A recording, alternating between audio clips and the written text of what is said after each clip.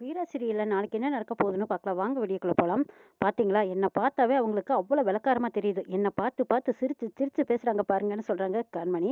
இல்லையே வீராவும் தானே சிரிச்சு பேசுறாங்கறாங்க. ஆமாங்க, அவளையும் மாத்திருக்காங்க. உங்க தம்பி அவளையும் மாத்திருக்காங்கங்கிறாங்க. கண்மணி, ஏற்கனவே நம்ம கடையில நெறைய பிரச்சனை பண்ணிட்டோம். திரும்ப திரும்ப நம்ம பிரச்சனைய ஆரம்பிக்க கூடாது. டைரக்ட்டா உன்கிட்ட ஏதாவது வந்து சொன்னாங்கன்னா, அப்புறம் வந்து என்கிட்ட சொல்லுங்கறாங்க ராகவன். ராமச்சந்திரன பார்க்கறதுக்காக ஒருத்தர் கடைக்கு வந்திருக்காங்க. இந்த வருஷமா ஸ்கூல் யூனிஃபார்ம் நீங்க தான் குடுக்கணுங்கிறாங்க.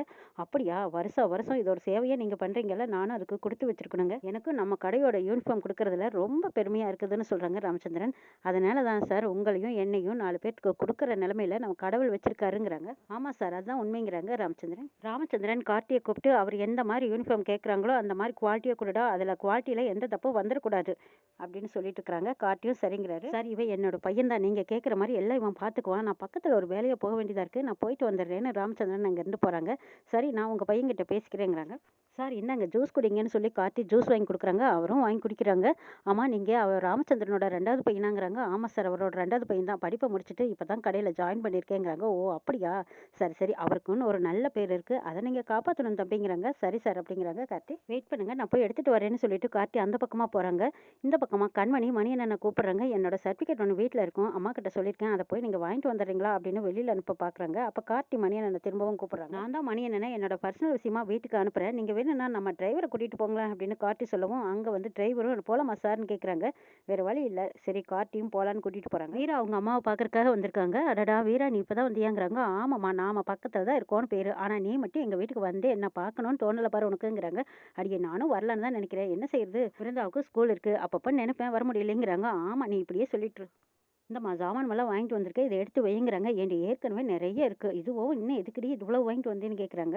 அம்மா பரவாயில்ல எடுத்து வைமா. அம்மா எனக்கு பசிக்குது, என்ன சமையல் பண்ணியிருக்கேன்னு கேட்குறாங்க. நெத்திலி மீன் எடுத்து குழம்பு வச்சிருக்கேன்டிங்கிறாங்க. அட்டை அப்பா சூப்பராக இருக்குமா, கொஞ்சம் போனேன் அப்படின்னு கேட்குறாங்க. வீரா இருடி எடுத்துகிட்டு வரேன்ட்டு போகிறாங்க. அப்படியே உன் கையால் பிசைஞ்சு கொண்டு வந்துருங்கிறாங்க. அதே மாதிரி லட்சுமி அம்மா பிசைஞ்சு கொண்டு வந்து கொடுக்குறாங்க. அடே அப்பா, இவ்வளோ இந்த மாதிரி சாப்பிட்டு எவ்வளோ நாள் ஆச்சு, ஏம்மா இதெல்லாம் கூட எடுத்துகிட்டு வந்து தரமாட்டியா அப்படின்னு கேட்குறாங்க. ஏன்டி இதெல்லாம் அங்கே எடுத்துகிட்டு வந்தால் நல்லாவாடி இருக்குங்கிறாங்க லட்சுமி. இனிமே நீ நெத்திலி மீன் குழம்பு வச்சின்னா எப்போ வச்சாலும் எனக்கு ஒரு எட்டு கொண்டு வந்து கொடுத்துட்டு தான் நீ மறுவேலை பார்க்குற, சரியா அப்படின்னு வீரா கேட்கவும், சரிடி வச்சுட்டு வரேங்கிறாங்க லட்சுமி. ஒரு நிமிஷம் இரு அப்படின்னு சொல்லிட்டு ஒரு செயினை கொண்டு வந்து கொடுக்குறாங்க. அது கல்யாணத்தில் காணாமல் போயிருக்குது. அந்த செயின் தான் திரும்பவும் வந்து கொண்டு வந்து கொடுத்துருக்காங்க. வீரா, இந்த செயின் உனக்கு ஞாபகம் இருக்கா? இது கண்மணி கல்யாணத்தில் காணாமல் போனது. ராகவன் மாப்பிள்ளை தானே கொடுத்து அந்த சமயத்துக்கு உதவுனாரு. இப்போ திரும்பவும் அந்த மாப்பிள்ளை கையிலேயே இதை கொடுத்துட்டு நன்றி சொல்லிடுடிங்கிறாங்க. சரிம்மாங்கிறாங்க வீரா. வீரா சாப்பிட்டதும் கிளம்புறேங்கிறாங்க. அடி என்னடி வந்ததையும் கிளம்புறேங்கிறிய, கொஞ்ச நேரத்தில் பிருந்தா வந்துடுவா, அவளையும் பார்த்துட்டு போங்கிறாங்க. அம்மா எனக்கு டைம் ஆயிடுச்சு, நான் வந்தால் பார்த்துக்கிறேன் அப்படிங்கிறாங்க. கரெக்டாக பிருந்தாவும் வந்துடுறாங்க. அக்கா அம்மா செயினை கொடுத்துருச்சாங்கிறாங்க. ஆமாடி அம்மா கொடுத்துட்டாங்க, நான் இதை கொண்டு போய் பத்திரமா கொடுத்துட்றேன், சரி நீ நல்லா படி அப்படின்னு சொல்லிட்டு வீரா அங்கேருந்து கிளம்புறாங்க. வீரா கொண்டு போய் ராகவன் கையில் செயினை கொடுக்குறாங்க. இது என்னோட செயின் இல்லையேங்கிறாங்க. அப்போ இந்த செயின் யாரோடதுங்கிறாங்க.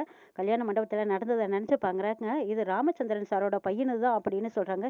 இல்லையே உங்கள் செயின் தான் சொன்னாங்கங்கிறாங்க. இல்லைம்மா, வீரா மாறனோட செயின் கல்யாணத்தும் போது அவன் தான் போட்டான், அவனுக்கு கல்யாணத்தில் செயின் போடவே பிடிக்கல, அத்தை ஃபோர்ஸ் பண்ணதுனால தான் ஏதோ போட்டிருந்தாங்கிறாங்க. இந்த செயினை நீ அவங்க கையிலேயே கொண்டு கொடுத்துடுங்கிறாங்க. வீரா வாங்கிட்டு யோசிக்கிறாங்க. அப்போ செயினை மாற்றி வச்சது மாறன் தானா? ஏன் தன்னால நம்ம கிட்ட சொல்லவே இல்லை? கண்மணியோட கல்யாணம் நடக்கிறதுக்கு காரணமா இருந்ததே மாறன் தானா அப்படின்னு இப்பதான் புரியுது வீராவுக்கு. மாறன் தனியே படுத்துக்கிட்டு, என்னது சேட்டிங்ல ரிப்ளை பண்ணவே மாட்டேங்கிறாளே, என்னதான் பண்ணிட்டு இருக்கா, ஒருவேளை நைட்டு மட்டும்தானா, பகல்ல போனையும் பார்க்க மாட்டாளா அப்படின்னு மாறன் புலம்பிக்கிட்டு இருக்கும்போது அங்க வீரா வந்து நிக்கிறாங்க. முறைக்கிறாங்க. என்ன முறைக்கிற, நீ இல்லைன்னு தான் நான் படுத்தேரு, சரி நான் கீழே இறங்கி படுத்துக்கிறேங்கிறாங்க மாறன். ஆமா, மெசேஜ் பண்ணா நீ ஏன் ரிப்ளை பண்ணல அப்படின்னு கேட்கும்போது, ஆமா எனக்கு 1008 வேலை இருக்கு, போனை பார்த்துட்டு இருக்கிறதா என்னோட வேலையங்கிறாங்க வீரா. சரி சரி, நான் போய் குளிச்சுட்டு வந்துடுறேன், நீ சீக்கிரமா பாதாம் பால் ரெடி பண்ணி வை அப்படின்னு சொன்னதும் முறைக்கிறாங்க. ஆமா, இவன் என்ன ஆக்ஷன் கொடுக்கறதே இவளுக்கு வேலையா போச்சுன்ட்டு போறாங்க மாறன். எவ்வளோ பெரிய விஷயம் பண்ணிட்டு ஒண்ணுமே தெரியாத மாதிரி இருக்கானே, இவனை நல்லவன்னு புரிஞ்சுக்கிறதா எப்படி புரிஞ்சுக்கிறது, எப்படி எடுத்துக்கிறதுனே தெரியலன்னு நினைச்சிட்டு இருக்காங்க வீரா. அப்பதான் பிருந்தா ஃபோன் பண்ணி, அக்கா ராகவன் மாமா கிட்ட நீ செயினை கொடுத்துட்டியா? மாமா எவ்வளோ பெரிய விஷயம் பண்ணிட்டு ஒண்ணுமே தெரியாத மாதிரி எப்படி இருக்காங்க பாத்தியாக்கா? அக்கா ராகவன் மாமா செயினை கொடுத்ததுனால தானே கல்யாணம் நடந்தது, அவரை கண்டிப்பா பாராட்டியே ஆகணும்க்கா அப்படிங்கிறாங்க பிருந்தா. செயினை மாத்தி வச்சது ராகவன் மாமா கிடையாது, மாறன் தாங்கிறாங்க. இவனை புரிஞ்சுக்கவே முடியலடி, ஒரு நேரம் நல்லவனா தெரியறான், ஒரு நேரம் கெட்டவனா தெரியுறாங்கிறாங்க வீரா. அக்கா நான் இவ்வளவு தூரத்துல இருக்கேன், எனக்கே மாறன் மாமாவை பத்தி நல்லா புரியுது, ஆனா பக்கத்துல இருக்கிற உனக்கு புரியலையாக்கா? ஒருத்தருக்கு கஷ்டம்னா எவ்வளவு தூரம் வேணாலும் இறங்கி அவர் உதவுவார். ஏதோ இப்பவாவது அவரை பத்தி புரிஞ்சுக்கிட்டே, இன்னும் அவரை பத்தி தெரிஞ்சுக்கிறதுக்கு நிறைய விஷயங்கள் இருக்குக்கா, இன்னும் போக போக நீயே புரிஞ்சுக்குவே பாருன்னு பிருந்தா சொல்லிட்டு இருக்கும்போது வீரா அமைதியா இருக்காங்க. சரி பிருந்தா, நான் வைக்கிறேன் அப்படின்ட்டு வீரா போனை கட் பண்றாங்க. அங்க மாறன் குளிச்சுட்டு வந்துட்டாங்க, பாடிக்கிட்டே வராங்க. மாறா இந்தா இது உன்னோட செயின் தானேன்னு கொடுக்குறாங்க. வீரா இது என்னோடது இல்லைங்கிறாங்க. ஆமா, நான் பாதாம் பால் தானே கேட்டேன், நீ என்ன செயினை கொடுக்குறேங்கிறாங்க. டே, ஒரு தங்க செயின் கொடுத்தா அதை வாங்கி வச்சுக்க தெரியாதா, வேண்டாம்னு சொல்லிட்டு இருக்கிறேன்னு கேட்குறாங்க. என்னோட பொருள் இல்லைன்னா அது தங்கமா இருந்தானே வயிறுமா இருந்தானே எனக்கு வேண்டாங்கிறாங்க மாறன். நல்லா பார்த்து சொல்லுங்கிறாங்க. வாங்குறாங்க. அட ஆமா, அட இந்த செயினா இது ராகவனோட தான், அவங்ககிட்டயே கொண்டு கொடுத்துடுங்கிறாங்க. அது அவரதும் இல்லை, இது உன்னோட தான், ஒழுங்கா நியாயமா சொல்லுன்னு கேட்குறாங்க. ஆமா என்னோட தாங்கிறாங்க மாறன். நீ எதுக்காக இதை மாற்றி வச்சுன்னு கேட்குறாங்க வீரா. இது என்ன திருப்புகளா? நல்ல வேலை அந்த நேரத்தில் இந்த செயினும் அந்த செயினும் ஒரே டிசைனாக இருந்ததுனால பிரச்சனை இல்லை, அதுவும் அத்தை தான் கொடுத்துச்சு, மாற்றி வச்சதுனால தான் நல்லபடியாக கல்யாணம் நடந்ததுங்கிறாங்க மாறன். இது ஒரு பெரிய விஷயமாங்கிறாங்க. ரொம்ப தேங்க்ஸ், நீ மட்டும் இந்த காரியத்தை செய்யலைன்னா கண்மணியோட கல்யாணமே நடந்திருக்காதுங்கிறாங்க வீரா. இந்த செயின்னால அந்த நேரத்தில் அப்போ ஒரு பிரச்சனை சால்வ் ஆயிடுச்சு, அதோட விட்டுருங்கிறாங்க. எங்க அம்மா உங்ககிட்ட திருப்பி கொடுக்க சொன்னாங்கன்னு சொல்றாங்க வீரா. அதை விட்டு நீ படிப்பு செலவுக்கு வச்சுக்கோங்கிறாங்க. எனக்கு ஒன்றும் தேவையில்லைங்கிறாங்க.